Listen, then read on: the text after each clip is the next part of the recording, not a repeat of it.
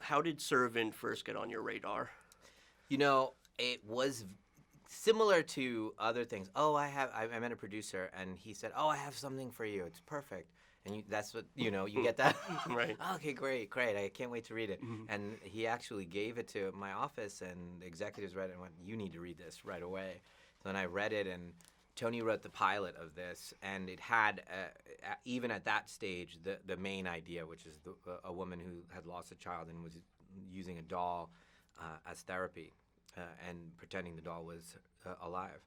And I just found that so poignant and so moving, and I really wanted to know how that story ended, and I thought it was a great setup for genre and all that stuff. So we spent a lot of time going back and forth and talking about tone and where could the story go and how does the supernatural, if at all, how does it balance in this show? And we finally, found a language together, and we wrote three episodes, and then we went out to the town.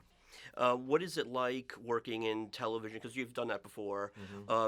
How is your process different as opposed to like when you're working on a film? Well, even this process was different than my one other experience, which was Wayward Pines, because that was more of a network experience and kind of more me joining a system and figuring out how to work in that system. This was very much like my movies, where I pay for it. It's all in Philly. It's there. If I want to reshoot something, we do it. I hire this. We choose how it's going to look.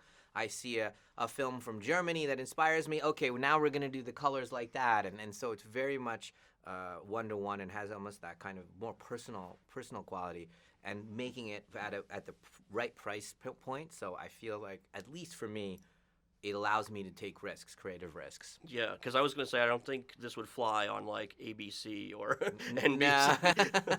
No, and I like that unpredictable edge, that it's all on the edge of inappropriate in tone, which is really great. You see so many directors now moving into, all these streaming services are allowing you guys so much freedom. Do you see yourself kind of continuing doing that? Or, I mean, I'm sure cinema's always going to be your number one passion, right? It's really about amount of content that's required at the end of the day. I'm zero interest in delivering another show out in the world that's just fill it with content. I don't want to be an opportunist at all. In fact, I'm very cynical about my own motivations and making sure they're coming from the right place. But with this show, it's a half-hour thriller. It's in one location. It's like a play. It's basically about 4 people. And if we can really imbue those value systems that I believe in into that, and so I can learn, and I can work with wonderful artists, it can actually inform my movies a bit, which would be great.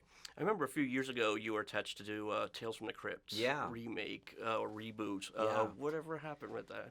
It turned out to be so complicated, the rights issues. It took years and years because they had an original HBO show, and there were so many people attached to it, and I just couldn't extricate it. Years and years I just couldn't get it out in a way that I felt that I could do this, where I was like, hey, I need to be able to have control over the way we tell this story, and if not, I'm not comfortable us beginning this process, because it's a long relationship. You hired a nanny for a doll? Where did you find her? She is wonderful with Jericho. And if my baby trusts her, so do I. How much did those boys tell you about what happened? What if she wakes up? What if she remembers?